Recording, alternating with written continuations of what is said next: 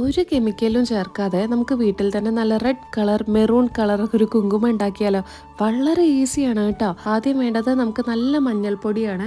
ഒന്നെങ്കിൽ നിങ്ങൾക്ക് വീട്ടിൽ തന്നെ പൊടിച്ചത് എടുക്കാം, അല്ലാന്നുണ്ടെങ്കിൽ നേരിട്ട് മില്ലിൽ നിന്ന് പൊടിച്ചതോ ഒക്കെ എടുക്കാം കേട്ടോ. പാക്കറ്റ് കഴിയുന്നത് ഒഴിവാക്കിക്കോളൂ കേട്ടോ. ഇതിനുശേഷം ഇതിലേക്ക് ആവശ്യത്തിന് തൈര് എടുക്കുക. ആവശ്യത്തിന് തൈര് എന്ന് പറഞ്ഞാൽ ഒരു 4-5 ടീസ്പൂണോളം തൈര് ഒഴിച്ചു വെക്കുക കേട്ടോ. ഇത് എത്രത്തോളം നന്നായിട്ട് മിക്സ് ചെയ്യാൻ പറ്റുമോ അത്രത്തോളം നല്ല ശക്തിയിൽ തന്നെ മിക്സ് ചെയ്യണം.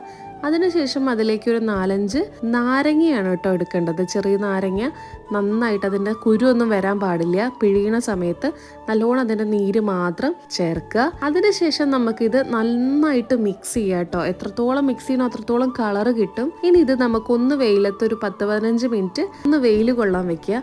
അതിനുശേഷം നല്ല റെഡ് കളറിലുള്ള ഒരു കുങ്കുമം കിട്ടും. സാധാരണ നമ്മളിപ്പോൾ കടയിൽ നിന്ന് വാങ്ങിക്കുന്ന കുങ്കുമൊന്നും തൊട്ട് കഴിഞ്ഞാൽ പോവാതെ ആ മാർക്ക് അതേപോലെ നെറ്റിയിൽ ഉണ്ടാവില്ല. ഇത് അങ്ങനെയൊന്നും ഇല്ല കേട്ടോ. ട്രൈ നോക്കൂ. ബൈ.